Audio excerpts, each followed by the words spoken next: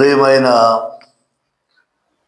Sophia Joseph YouTube channel ప్రేక్షకులకి వందనాలు. ప్రియ ప్రేక్షకులారా, గత పాఠంలో సుందర్ సింగ్కు ప్రభు అయిన యేసు ప్రత్యక్షమై, నీ కొరకు నేను మరణించాను, నన్నెందుకు హింసిస్తున్నావు అని ప్రశ్నించాడు. యేసుక్రీస్తు వారు సుందర్ సింగ్కి ప్రత్యక్షమవడాన్ని మనం తెలుసుకున్నాం. ఏ రకంగా ప్రత్యక్షమయ్యారు, సావో రేవో తెలుసుకోవడానికి, నిజ దేవుడు ఎవరో తెలుసుకోవడానికి ఆ రాత్రి సుందర్ సింగ్ ప్రయత్నం చేస్తాడు, గట్టి ప్రయత్నం, ప్రార్థన చేస్తాడు. నిజమైన దేవుడు ఎవరో నాకు ప్రత్యక్షం కాకపోతే తెల్లవారుజామున వచ్చే లూధియానా ఎక్స్ప్రెస్ కింద పడి నేను చనిపోతానని చెప్పేసి భీష్మించుకుని ప్రార్థన చేస్తూ కళ్ళు తెరుస్తూ, ప్రార్థన చేస్తూ కళ్ళు తెరుస్తూ చూస్తే ఎవరూ కనిపించలేదు. ఆఖరికి ఒక అరగంట టైం ఉందనగా ప్రభు అయిన క్రీస్తు వారు సుందర్ని దర్శించడం అనేది తెలుసుకున్నాం. దేవుడు మానవులకు ప్రత్యక్షమయ్యే విధం ఒక్కొక్కరికి ఒక్కొక్క విధంగా ఉంటుంది. అనేక మందికి దేవుడు ప్రత్యక్షమైన పద్ధతులలో పోలికలు కూడా ఉన్నాయి, పోలికలు లేకపోలేదు. దేవుడు సుందరికి ప్రత్యక్షమైన తీరును గమనిస్తే 1800 సంవత్సరంలో దమస్క్ మార్గంలో తార్సు వాడైన పౌలుకు సంభవించిన దాన్ని జ్ఞాపకం తెచ్చేదిగా ఉంటుంది. పరిశుద్ధ పౌలు గారికి క్రీస్తు ప్రభు వారు ఎలా ప్రత్యక్షమయ్యారో ఆ పోలిక ఇక్కడ కనిపిస్తూ ఉంటుంది. పౌలు గారు ఏం చేస్తారు, క్రైస్తవులందరినీ చంపేయాలి, మట్టు పెట్టాలి, సమ్మగరించాలని చెప్పేసి రాజాజ్ఞ పొంది తాకీదు తీసుకుని సైన్యాన్ని తీసుకుని వెళుతూ ఉంటే దమస్కు మార్గంలో మరి ఒక్కసారి ప్రభు ప్రత్యక్షమై అతను కింద పడిపోయి చూపు పోవటం, ఇవన్నీ కూడా మరి అక్కడ ఆయనకి ప్రత్యక్షమైనటువంటి విధానం మనకి తెలుస్తుంది. అంతేకాదు, ఒక మాట, వీళ్ళిద్దరికీ ఉన్నటువంటి ఒక పోలిక, సౌలా సౌలా నన్నెందుకు హింసిస్తున్నావు అని చెప్పేసి అడుగుతాడు ప్రభు. Question mark. సౌలా సౌలా నన్నెందుకు హింసిస్తున్నావు? అప్పుడు సౌలు, నీవెవరు ప్రభువా అనగా, నీవు హింసిస్తున్న నజరేయుడైన యేసుని అని ప్రభు చెప్పడం అనేది మనం గమనించాలి. అదేవిధంగా ఇక్కడ సుందర్ సింగ్ మరి నిజమైన దేవుడు ఎవరో నేను తెలుసుకోవాలని చెప్పి ప్రయత్నం చేసినప్పుడు ప్రభువారు ప్రత్యక్షమై సుందర్ని గారు అదే ప్రశ్న వేస్తున్నాడు, నీకోసం నా ప్రాణం పెడితే నువ్వెందుకు చనిపోతున్నావు? నన్నెందుకు హింసిస్తున్నావు? నువ్వు సుందర్ నన్నెందుకు హింసిస్తున్నావు అని చెప్పి క్వశ్చన్ వేస్తాడు. కాబట్టి ఈ పోలిక రెండు అక్కడ దగ్గరగా కనిపిస్తుంది. సుందరకు కూడా సౌలు అనే క్రైస్తవులందరిలో ద్వేషించాడు. మహిమా స్వరూపుడైన క్రీస్తు తానే స్వయంగా ప్రత్యక్షం కావడంతో సౌలు వలనే సుందర కూడా దైవికంగా ఆపబడ్డాడు. సౌలు ఎలాగైతే క్రైస్తవులను హింసించి చంపి చేశాడో, సుందర కూడా అదేవిధంగా క్రైస్తవులను హింసించడం, పాస్టర్లను రాళ్ళబెట్టి కొట్టడం, పారిపోవడం, ఎగతాళి చేయటం, బైబిల్ని చింపేసి కాల్చివేయటం, ఇవన్నీ కూడా చేశాడు. కాబట్టి ఎప్పుడైతే క్రీస్తు ప్రభు వారు ప్రత్యక్షమయ్యాడో అవన్నీ అయిపోయింది. సౌలు వలనే నన్నెందుకు హింసిస్తున్నావనే ప్రశ్ననే సుందర కూడా ఎదుర్కొన్నాడు. క్రీస్తు ప్రభు వారితో మాట్లాడిన మొట్టమొదటి మాటలు ప్రశ్న రూపంగానే విన్నారు. క్రీస్తు ప్రభు ప్రశ్నించాడు. మొట్టమొదటిసారిగా మాట్లాడినటువంటి మాట, నన్ను ఎందుకు హింసిస్తున్నావు అని. క్రీస్తు ప్రత్యక్షత దొరికిన ఆ కొద్ది క్షణాలు సౌలు జీవిత పదాన్ని మార్చిన రీతిగానే సుందర జీవిత పదాన్ని కూడా మార్చివేశాయి. ఎప్పుడైతే క్రీస్తు ప్రభు సౌలుని మరి ప్రశ్నించి, నువ్వు ఎవరో ప్రభు అంటే, నీ నజరేయుడైన యేసును, నువ్వు హింసిస్తున్న యేసును అని చెప్పగానే సౌలు కాస్త పౌలుగా మారిపోయాడు. అదేవిధంగా సుందర కూడా మారిపోయాడు. తర్వాత సంవత్సరాలలో తన అనుభవాన్ని వివరిస్తూ తెల్లవారుజామున 3:30 గంటల వరకు ప్రార్థించి,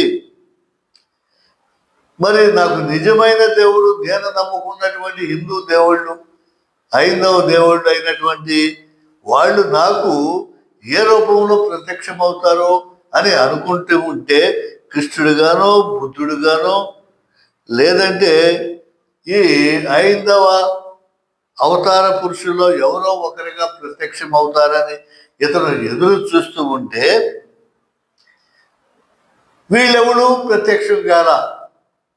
దానికి విరుద్ధంగా ఎవరినైతే ద్వేషించాడో, ఎవరినైతే అసహించుకున్నాడో, ఎవరినైతే దేవుడు కాదు, ఆయన చనిపోయాడు, దేవుడు చనిపోతాడు ఎక్కడన్నా, ఆయన విదేశీయుడు అని చెప్పేసి తన భావజాలాన్ని మార్చుకున్నాడో, ఆయన ప్రత్యక్షమయ్యాడు.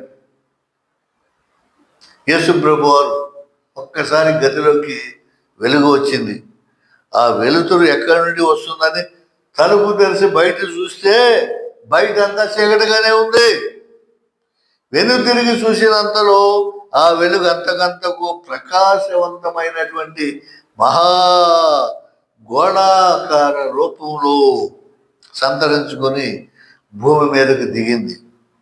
ఆ వెలుగులో నేను అనుకున్న దేవతలు ఎవరో ప్రత్యక్షం కాక చనిపోయాడని తెలిసి యేసుక్రీస్తు ప్రత్యక్షమయ్యాడు. చూసారా? మా తల్లి తీసుకెళ్ళింది అష్టాదశ పురాణాలు, రామాయణం, మహాభారతం అన్నీ చదివించి సాధువుల దగ్గరికి తిప్పి, వీళ్ళే దేవుళ్ళు అని చెప్పేసి చెప్పినటువంటి దేవుళ్ళు ఎవరు కూడా ప్రత్యక్షం కాలా. ఎవరైతే వ్యతిరేక భావంగా చూశారో ఆ క్రీస్తు ప్రభు ప్రత్యక్షమయ్యాడు.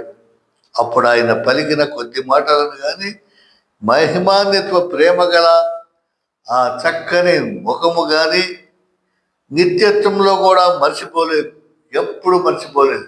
ఆ దర్శనాన్ని సుందర్ సింగ్ ఎప్పుడు కూడా మర్చిపోలేదు. నీ కొరకు సర్వలోకము కొరకు నేను చనిపోయాను. ఏమున్నాడు ప్రభు? సుందర్, నీ కోసము సర్వలోకము కొరకు, అందరి కొరకు నా ప్రాణం పెట్టానయ్యా. మరి నువ్వు నన్నెందుకు హింసిస్తున్నావు అని ఆయన అడిగాడు. నీ కొరకు నా ప్రాణం పెట్టి వెలపెట్టి కొనుక్కున్నా మిమ్మల్ని, ఎందుకు హింసిస్తున్నావు? ఈ మాటలు నా హృదయంలో మెరుపులా దూసుకుపోయాయి. ఆయన ఎదుట నేను నిండు సాగిలపడిపోయినాను. ఒక్కసారి బార్లుగా పడిపోయి సాగిలపడ్డాడు. చెప్పశక్యమునైన సంతోషము, సమాధానములతో నా హృదయం నిండిపోయింది.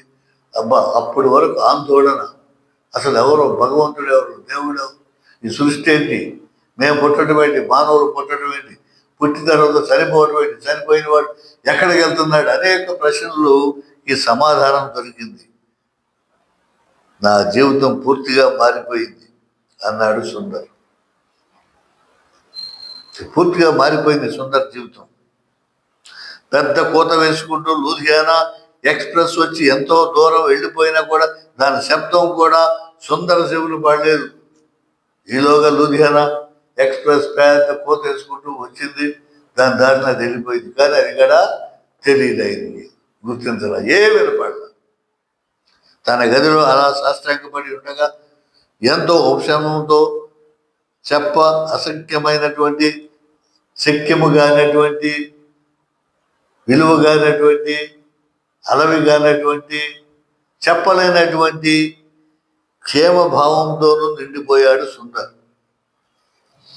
గత కొద్ది నెలలుగా తనలో ఎక్కువైపోతున్న దిగ్భ్రాంతి, కోపము, విసుగుదల, నిరాశ, నిస్పృహలన్నీ కూడా ఒక్క క్షణంలో మటుమయమైపోయాయి. ఎప్పుడు దిగులతో ఉండేవాడు, నిరుత్సాహంతో ఉండేవాడు, నిస్పృహతో ఉండేవాడు, కోపంతో ఉండేవాడు. ఇవన్నీ కూడా మాయమైపోయాయి. అనుకోకుండా కలిగిన ఆ ప్రత్యక్షత యొక్క దేదీప్యమానమైన వాస్తవంలో వీటన్నిటిని మర్చిపోయాడు సాధు సుందర్ సింగ్. ఎంతో ప్రేమతోనూ ఒప్పించే రీతిగాను తనంతట తానుగా తనను ప్రత్యక్షమైన ఆ శిలువమూర్తి యొక్క ఆరాధనలో యువకుడైన సుందర హృదయం లీనమైపోయింది. పూర్వపరాలను ఆలోచించుకుని చెప్పే అలాంటి సమర్పణ చేయలేదు సుందర్. తన భవిష్యత్తును గురించి వదిలి కూడా తలసి ఉండకపోవచ్చు. ఇక అన్నిటికీ సమాధానం దొరికింది. చిన్న వయసే, హై స్కూల్ వయసు. ఆ చిన్న వయసులోనే ఆ తపన పడి దేవుడి కోసం దానికి ఒక్కసారి సమాధానం దొరికేసరికి ఇంకా ఏమి అతనికి అసంతృప్తి అనేది లేదు. సుందర్ ఇంకా నూనూకు మీసాల యవనుడే. 10th క్లాస్ విద్యార్థులకు ఎలా ఉంటుంది? నూనూకు చిన్న చిన్న మీసాలు ఉంటాయి. 16 సంవత్సరాలు 17 సంవత్సరాల వయసులో యవన కాలంలో ఉండే ఉత్సాహాలతో నిండి ఉన్నాడు. ఉత్సుకత, ఉత్సాహంతో నిండి ఉన్నాడు. తనకు కలిగిన ఆశ్చర్యకరమైన ఈ అనుభవాన్ని ఇతరులతో చెప్పవలసి ఉన్నది.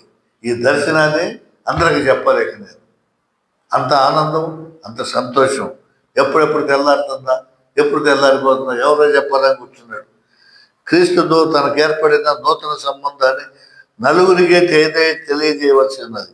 ఇంకా తెల్లవారలేదు. లోగిలలో ఎవరో తిరుగుతున్నట్టుగా లేరు.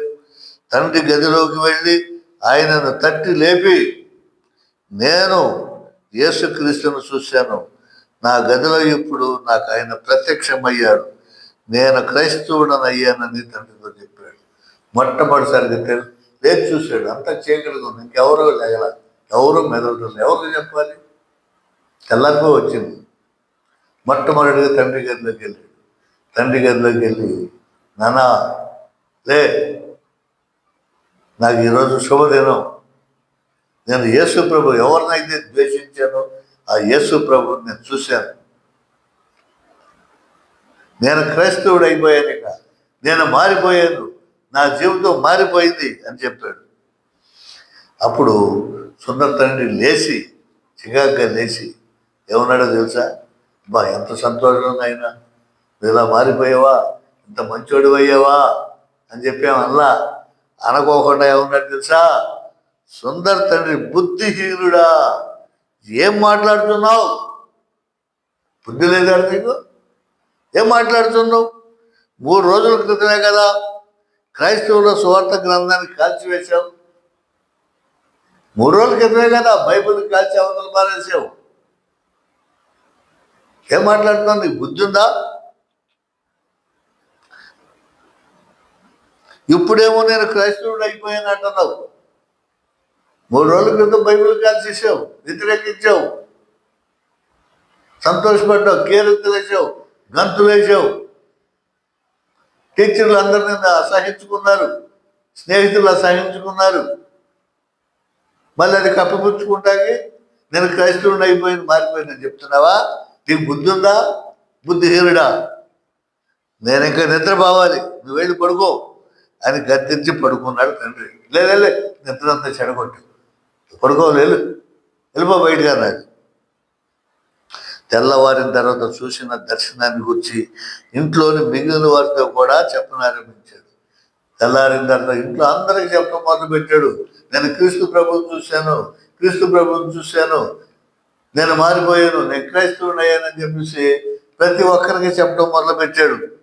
కానీ వాళ్ళు కూడా నీవేదో ఊహించుకుని ఉంటావు, క్రీస్తు ప్రభు నీకు కనపడటం ఏంటి? బైబిల్ని అసహించుకుని కాల్చిపడేసి పాస్టర్లను కొట్టి వాళ్ళని కొట్టి నానా రాగి చేసావు. నీకు కనపడటం ఏంటి? ఏదో ఊహించుకుని ఉంటావు, లేదంటే ఏదో చెడ్డ కళ వచ్చి ఉంటుంది, లేదంటే నీకు పిచ్చి పట్టిందేమో అని చెప్పినప్పటికీ తాను కన్నదాని విషయంలోనూ విన్నదాని విషయంలోనూ అడవంత సందేహం కూడా లేదు సుందరం. ఎగరా చేసేది ఏదో పిచ్చి పట్టింది పిచ్చోడా అన్నట్టు వరకు ఆ రకంగా చేసి ఇప్పుడు నేను మారిపోయాను, క్రీస్తు ప్రభువుని చూశాను అని అంటావా? మెంటలో వచ్చిందా నీకు? పిచ్చోడు అయిపోయావా అని చెప్పేసి అందరూ ఇంట్లో కుటుంబ సభ్యులందరూ కూడా తిట్టడం మొదలుపెట్టారు. కానీ సుందరం మాత్రం దృఢంగా ఉన్నాడు, గట్టిగా ఉన్నాడు. ఎస్, నేను ప్రభువుని చూశాను, ప్రభువుని దర్శించాను అని చెప్పేసి సుందరి సందేహం అనేది లేదు. స్కూల్లో తన స్నేహితుడైన ప్రధానోపాధ్యాయ ఉపాధ్యాయురాలు గారి కుమారుడితో క్రైస్తవుడు ఒకటి ఎలా అని తన ఆశని వ్యక్తం చేశాడు. సరే, మా హెడ్ మాస్టర్ గారి అబ్బాయి నా ఫ్రెండ్ కదా, వాడు క్రైస్తవుడే, మారేరు, ఇండైరెక్ట్గా వాళ్ళు క్రైస్తవ్యంగా ఉన్నారు, వాడు నా ఫ్రెండ్, వాడిని అడుగుదామని చెప్పేసి హెడ్ మాస్టర్ కొడుకుని అడిగాడు. అతడు ప్రధానోపాధ్యాయుడైన తన తండ్రికి విషయం చెప్పినప్పుడు ఆయనకి ఏం చేయాలో పాల్పోలేదు. తన ఫ్రెండ్ చెప్పేసరికి అతను ఆ నాన్నగారితో చెప్పాడు, నాన్న సుందరం మారిపోయేట దర్శనం వచ్చిందట, యేసు ప్రభుని చూశాడట, మరి క్రైస్తవుడిగా మారిన తర్వాత ఏం చేయాలి, ఆ పద్ధతులు ఏంటి అవన్నీ చెప్పమంటాడు అనేసరికి ఈ హెడ్ మాస్టర్కి తల పట్టేసి నాయుడు పెద్ద చిక్కే తెచ్చిపెట్టాడు. అసలే ఈయన రహస్యంగా భయంగా ఉంటున్నారు. నిన్నటి వరకు ఆ పిల్లోడు మరి చాలా యాగం చేశాడు, గొడవలు చేశాడు క్రైస్తవుల గురించి. మళ్ళీ ఇప్పుడు మారిపోయిన అంటున్నాడు, నేనేం చేయాలంటున్నాడు. ఏం చేయాలరా భగవంతుడు అనుకుంటున్నాడు. ప్రముఖులైన సిక్కులు హిందువుల పిల్లలను పాఠశాలలో చేర్చుకొని బోధనాంశములతో పాటు బైబిల్ కథలు కూడా చెప్తామని వారికి తెలియజేయటం, క్రైస్తవంలోని ప్రాథమిక విషయాలను పిల్లలకు నేర్పించడము, ఇదంతా ఒకటైతే ఫస్ట్ స్కూల్లో సీట్ ఇవ్వాలంటే ఏది క్రైస్తవులు కాకోకుండా మిగతా ధనవంతుల పిల్లలు కానీ, మరి గొప్ప కులస్తులు కానీ, సిక్కులు కానీ, హిందువులు కానీ, బౌద్ధులు కానీ ఎవరైనా వాళ్ళు సీటు కోసం వస్తే అబ్బాయి సీటు ఇస్తాం, అభ్యంతరం లేదు, కానీ దీనిలో ఇది క్రిస్టియన్ పాఠశాల, ఇది దీంట్లో బైబుల్ కూడా చెప్తాం, నేర్పిస్తాం, మరి అది మేము నేర్చుకోం, మేము చేయమంటే సీటు దొరకదు, అంతకు ఇష్టమైన అని చెప్పేసి వాళ్ళని ఒప్పించి సీట్లు ఇవ్వడం ఒక ఎత్తు అయితే, ఈ కుర్రాళ్ళలో ఎవరికైనాను క్రైస్తవుల కంటే ప్రోత్సహించడం మరో ఎత్తు. మరి ఆ పిల్లల్ని మీరు కూడా మారిపోతురా, నిజమైన దేవుడు యేసు ప్రభు, క్రీస్తు ప్రభు అని చెప్పడం మరొక ఎత్తు అన్నమాట. ఇది ఎంతో కష్టమైన పని. ఇలా చెప్తే ఉండరు, అది హెడ్ మాస్టరే మత మార్పిడి చేస్తున్నాడు, బలవంతంగా క్రైస్తవులుగా మార్చేస్తున్నాడని ఆయన మీద కేసులు పెట్టచ్చు, ఇబ్బంది పెట్టచ్చు, ఇంకేమైనా కూడా చేయొచ్చు. ఇది కత్తి మీద శ్రమతో కూడినటువంటి పని అన్నమాట. అతడు ఉండిన కొద్దిమంది క్రైస్తవులు వెలివేయబడిన కూలీలు వారే. అలా క్రైస్తవ మతం ఎవడైనా హిందువుగా ఉండి క్రైస్తవులుగా మారితే వాడు వెలివేస్తాం. వెలివేయటం అంటే వాడిని ఈ సమాజంలో చేర్చుకోరు, ఎవరితో మాట్లాడినెవరు, కలవరెవరు, వారిని ఒక రకమైనటువంటి వ్యక్తులుగా చూస్తారు. వెలివేయటువంటి అది పెద్ద శాపం. అది ఆ రోజుల్లో ఆ గ్రామస్తులతో ఎవడు మాట్లాడటానికి ఇల్లేదు, చెరువులో నీళ్ళు తాగటానికి ఇల్లేదు, బావిలో నీళ్ళు తాగటానికి ఇల్లేదు, అంగడిలో కొనుక్కోవటానికి లేదు. ఒక రకమైనటువంటి శిక్ష అన్నమాట అది. అలా వెలివేసేవారు. చట్టం ముందు అందరూ సమానులేనని బ్రిటిష్ ప్రభుత్వం ప్రకటించడంతో వీరిని కొంతమేరకు సహిస్తూను పాశ్చాత్య దేశాల మిషనరీలు వీరి జీవిత ప్రమాణాలను మెరుగుపరిచి ఎంతో మందికి మంచి ఉద్యోగములు ఇచ్చినప్పటికీ వారిని అంటరాని వారిగానే చూస్తుండేవాడు. ఈ బ్రిటిష్ వాడు వచ్చారు కదా, బ్రిటిష్ పరిపాలన కదా, మిషనరీస్ హై స్కూల్స్ కదా, ఇంగ్లీష్ మీడియం స్కూల్స్ అవి. అలా క్రైస్తవులుగా మారినవాడేమో సంఘం హింసించి వాళ్ళు వెలేసేది.